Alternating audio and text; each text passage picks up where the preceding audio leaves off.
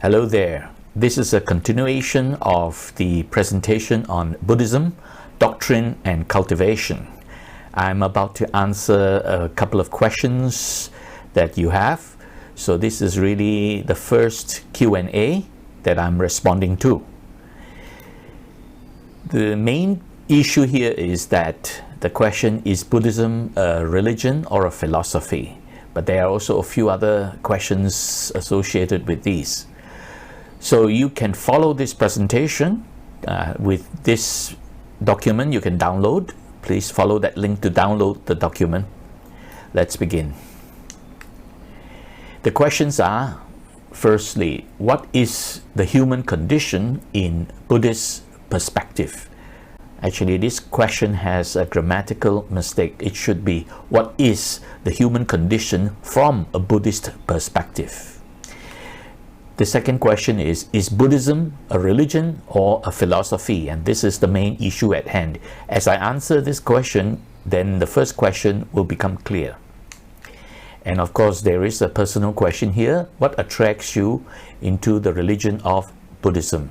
Well, the person who asked these questions has already answered the first one. He says, what attracts you into the religion of Buddhism? So he's already answered that Buddhism is a religion. Okay, I'm going to go ahead and make a presentation on Buddhism. Is it a religion or a philosophy? And from that, we will be more clear.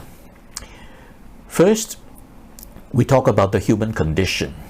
In terms of the human condition, it is a very wide topic, the word human condition. And it actually covers human existence, evolutionary history of mankind, culture, civilization, and development of the human potential. So it's quite a broad topic.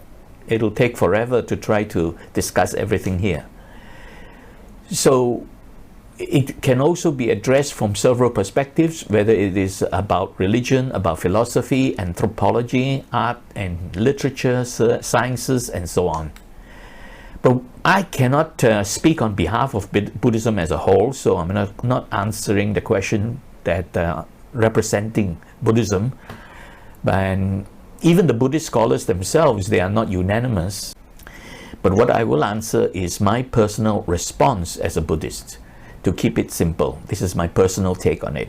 Basically, there are really only three major areas that I'm going to touch on. First is the problem of human existence, and we call this samsara and rebirth. I will be explaining this. In fact, I have already explained quite a bit of this in the original presentation, Buddhism, Doctrine and Cultivation. So I will just only touch on this again. And the second issue is causes and conditions of existence. And this again has already been explained in the Four Noble Truths, number 1 and number 2. And cultivation and salvation, the third area. This also has already been explained in the Noble Truths number 3 and number 4. So basically my personal take on the human condition from a Buddhist perspective are the problem of human existence, the causes and conditions of existence, and cultivation and salvation. So I'm going to give you my personal take on the human condition from a Buddhist perspective, from my own personal assessment. So the main thing we're going to take a look at is really this problem of existence. Since the dawn of civilization, all the religions are trying to solve this problem, right? The problem of existence, human existence, which is birth, aging, sickness, and death. Every religion tries to solve this problem. That's really what it is. So how do we perceive it from here?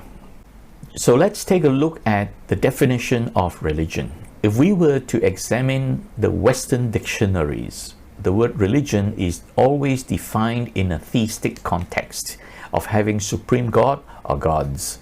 From the American Merriam-Webster dictionary, it says service and worship of God or the supernatural. From the British Oxford Dictionary, it says belief in and worship of a superhuman controlling power, especially a personal God or gods. Now, if we were to stick to Western definition, Buddhism does not qualify as a religion because there is no creator God or supreme God, and it does not follow supernaturalism. Therefore, Buddhism does not really qualify. But we are not in the West, we are in the East, where there are several Eastern philosophies which are bordering between philosophy and religion. So let's put this aside and examine what makes up a religion. I have listed here 11 elements: existence, theology, cosmology, epistemology, and so on. Let's examine them one by one. Existence, origin and extinction. There are two forms of existence we're talking about. First, it is the existence of the universe. According to the Buddha, who taught that there is no discoverable beginning, so there is no original creation, and there is no predictable ending, there is no permanent extinction. The Buddha described the existence of the universe in terms of a four-stage cycle of evolutionary continuum. These are the four stages: equilibrium, expansion, stagnation, and contraction. And this can be found in one of the sermons called the Aganya Sutra. Then the second form of existence is human existence. And the Buddha taught that we are living in a world called the samsaric world, or samsara, which is the continuous cycle of repeated birth, mundane existence of aging and sickness, and death of the body, until final salvation, which is enlightenment or awakening. Next, theology and cosmology, which deals with gods and heavens. In Buddhism, both concepts exist. Theology, which is the concept of God. In Buddhism, there is a concept of God, except there is no creator God. And heavenly beings, we call them gods with a little g. So these are basically heavenly beings, inhabit heavenly worlds by birth, have a lifespan, and then they dissolve, or you could call it death. But death normally refers to a body, so they have no physical body, so we're not using the word death. We just call it dissolution, dissolving, or extinguishing. So birth is igniting, so it begins, and then there is a lifespan, and then it extinguishes. This is what heavenly beings go through when they inhabit heavenly worlds. They can also be reborn over and over in the same or in different worlds. So that depends on how they have lived their lifespan. And heavenly beings, as well as all beings, are continuously reborn until final salvation, which is enlightenment. Cosmology, about heavens. In Buddhism, there is a very extensive explanation of the 31 worlds of existence. These are different realms, different planes. They can call it 31 realms, 31 planes of existence. Basically, for simplicity, we just call it 31 worlds of existence, which is made of heavenly worlds, earthly worlds, and hell worlds. I'll just show very briefly the bottom 11 worlds. The upper 20 worlds are actually heavenly worlds inhabited by gods. And we won't go into those. It'll take a long time to explain these 31 worlds. But if we just look at the bottom 11 worlds, then we can see the humans occupy the 5th level, or the 5th world from the bottom. Of course, below the human, there are demons, and then ghosts, and then animals, and then the hell world. Yes, in Buddhism, there is a hell world. And above the human worlds immediately above the human worlds are 6 of these worlds of devas, D-E-V-A-S. Devas, D-E-V-A-S. They actually some kind of gods, little gods. In the Christian context, you could call these as angels. So now the question is Buddhism atheistic? Well, theistic means it worships God, or there is a creator God or supreme God. Atheistic means there is no God. So these are 2 extremes. Either there is a God or there is no God. Well, you have seen the explanation that in Buddhism we do have heavenly beings. We call them little gods, or gods with a small g. So Buddhism is neither theistic nor atheistic, because there is no supreme God or creator God. And in fact, in Buddhism, we do not worship God. And at the same time, we do have concept of heavens and gods. So therefore, it is also not atheistic. Therefore, Buddhism is neither theistic nor atheistic. We have already covered these in the earlier presentation of Buddhism, doctrine and cultivation. Let's re-examine them. Doctrine and cultivation, the 4 Noble Truths of Suffering and the Eightfold Way. These are the doctrines and the cultivation. Salvation. Salvation basically means that you have cultivated to fruition and you are finally saved. So in the Buddhist context, we live through the samsaric world. We call it the samsara, which is the continuous cycle of human existence. Because of our karma and rebirth, our actions in terms of our thinking, our speech and our deeds, they bind us to be reborn over and over again. So our karma and our rebirth bind us to the continuous cycle of human existence, samsara, to be reborn over and over again. So we need to cultivate until fruition. So we cultivate and develop human consciousness to attain awakening and enlightenment. This is where the 4 Noble Truths and the Eightfold Way come in, to help us and to lead us to final salvation of awakening and enlightenment. Ultimately to become an arahant, and we call this Buddhahood. In terms of eschatology, the final destiny, now there is one important point. See, the highest and most supreme bliss is Nibbana or Nirvana. This is really a supernormal state of mind. This is not a destination. It is not a place that enlightened beings go to. There is no destination. It is really a state of supernormal consciousness. And as long as the body is still alive, then this arahant or the enlightened person is still around. But as soon as the body dies, on dissolution of the body, then this arahant, the enlightened person, is no more, does not get reborn anymore.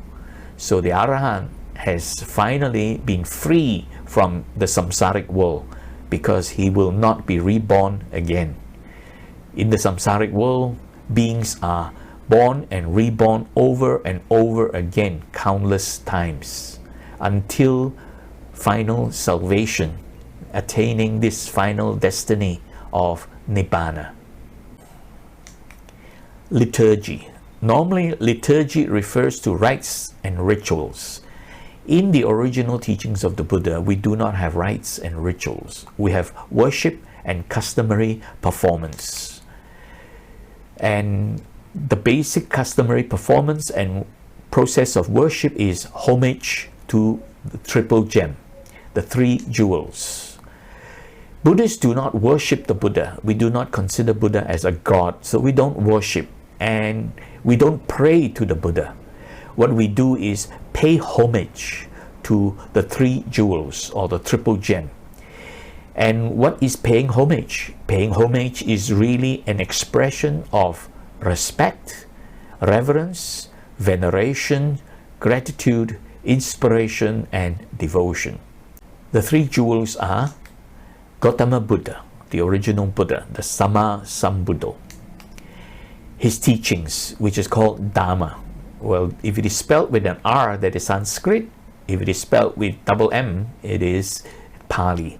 They both mean the same thing, Dharma or Dhamma. And then we have the community of followers, the Sangha.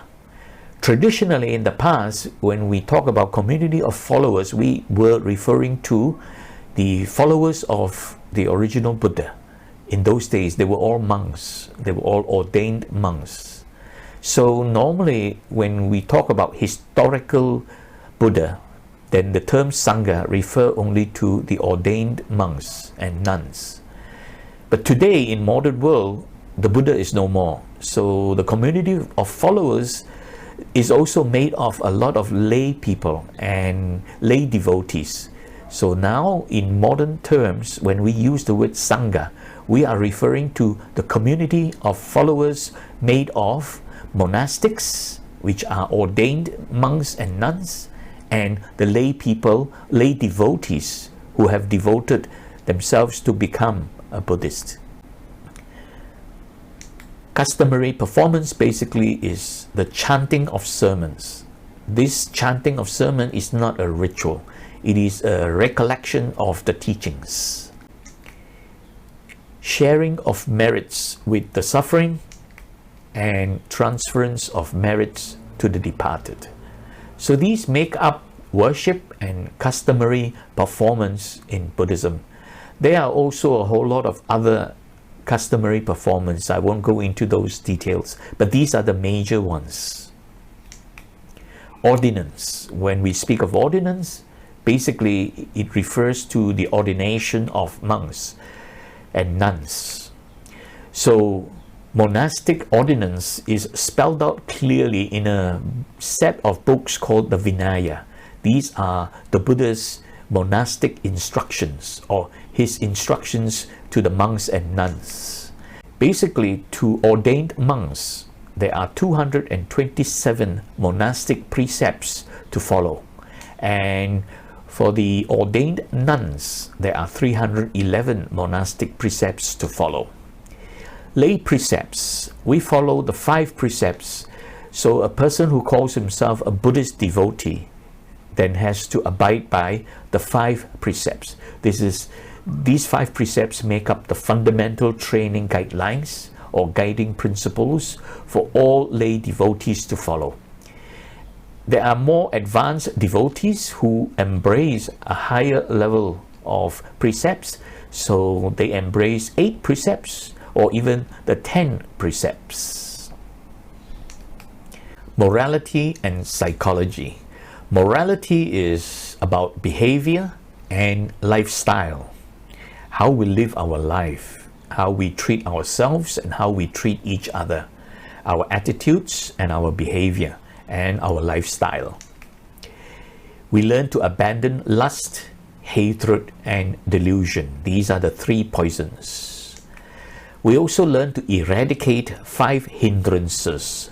These are 5 things that bind us to existence. We learn to cultivate the 4 divine abodes of mind and body, which is kindness and goodwill, and that is metta, and compassion, which is karuna, and altruistic joy or altruistic selfless happiness, that is mudita, and equanimity, that is upekkha. In terms of psychology, we practice the purification of mind, and this is practiced by taking a humanistic approach. I will explain a little bit about this humanistic later on. Then we practice the medial way, and we practice mindfulness and meditation. These are the practices and the cultivations and developments that we go through in order to practice purification of mind. Scriptures, the holy text. It began with oral transmission through chanting of the teachings, the sermons during the first 200 years after the Buddha passed on, and then it was transcribed from oral transmission. It was transcribed into written text comprising of sermons, which are referred to as sutras, then Vinaya, which are the monastic instructions or the Buddha's instructions to the monks and nuns, and these are transcribed into the Pali Canon. We call this the Pali Canon. This happened around 300 BC, thereabouts. They are originally transcribed in Pali, the language of Pali. That's why it's called the Pali Canon. The original Pali Canon really comprised of only these two groups, the sermons and the monastic instructions. And later on, after 300 BC, some couple of hundred years later, they evolved another group of teachings they refer to as the higher teachings, the Abhidhamma, and this was then added on to the Pali Canon, added on to the original Pali Canon, and together they make up the three collections called the Pali Tripitaka, made of the sutras, the Vinaya, and Abhidhamma. Pali Canon was translated then to Sanskrit Agama, and from there it evolved further by the Mahayanas. They then took this Sanskrit version of the Agama, which originally was translated from the original Pali Canon. They then evolved it further, and therefore the Mahayanas have a different set of books with a lot of other teachings involved. Is Buddhism a religion? Well, Buddhism is really a humanistic religion. It is neither theistic nor atheistic. It is humanistic. So let's examine the meaning of humanism or humanistic. And this is really the attitude that Buddhists embrace when we look at the teachings. The definition of humanism, according to the American Merriam-Webster Dictionary, it is a doctrine, attitude, or way of life centered on human interests or values, especially a philosophy that usually rejects supernaturalism and stresses on individuals' dignity and worth and capacity for self-realization through reason. The key words here are human interests or values. We're really looking at it from a human point of view, from the humanity point of view, and rejecting supernaturalism. The important thing is that it is self-realization through reason. We examine causes and effects, and this is really what is called reasoning. The causes that lead to the effects. So we examine conditions and causes that lead to outcome, and then we realize what is right and wrong based on this self-realization. This is really how Buddhists practice Buddhism.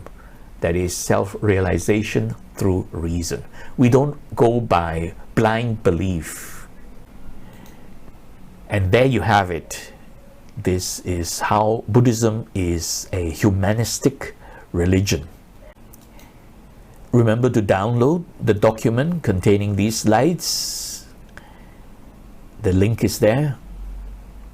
If sometime later you have questions, you can still drop me an email and I will respond to your questions. So with that, I end this question and answer presentation. Thank you very much.